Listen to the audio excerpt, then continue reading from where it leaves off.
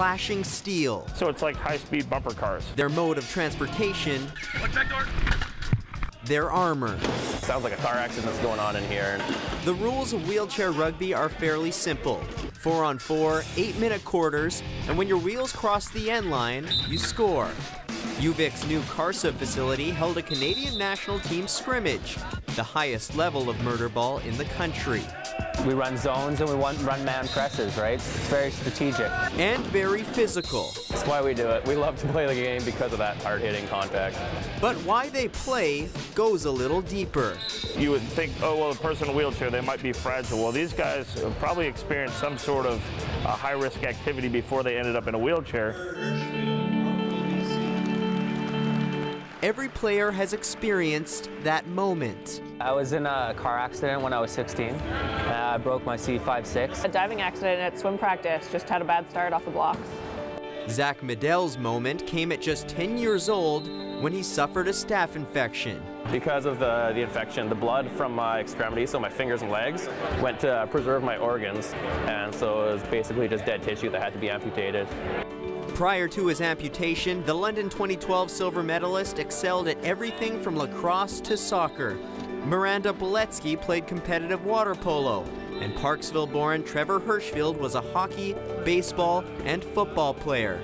Sport was in their blood, and even a tragic accident couldn't change that. Help! Recover! Recover! Recover! Recover! Recover! Recover! Ball! They found murder ball. I instantly fell in love with it. It was definitely something that I was missing. I missed the team sports and being active and the contact. It made me feel alive again. I think for anybody with their injuries, it gives them a lot of confidence back, that you realize you're still just a regular person. It's definitely a game changer for most people. The nature of the game really is appealing to somebody to get back into things that they used to do before they ended up in a wheelchair. The teammates vary in age, where they live, and even their gender. But to be eligible to play, every athlete must be impaired in at least 3 limbs. It's their unfortunate, yet unique, special bond. You have players that can learn how to do all kinds of skills of daily living, as well as learning the sport of wheelchair rugby, so it really is a rebirth. I got to meet a lot of great guys who had gone what I'd gone through and were able to show me creative ways of how to make things work again and how to get your life back and make it yours.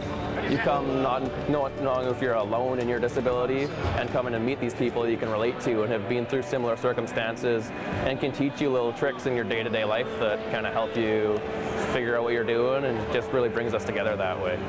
Every hit, every score, a statement. And a lot of times when you're in a rehabilitation setting, they focus on what you can't do, and really what sport is all about is showing what someone can do. Through murder ball, their identity as an athlete lives on. I have a great group of friends that I probably never would have met, so I mean, it's a catch-22. I mean, I don't wish it on anyone, but I mean, I have a really great life.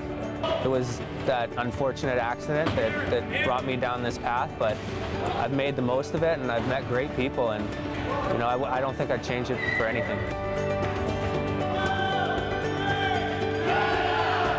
In Victoria, I'm Kevin Charach.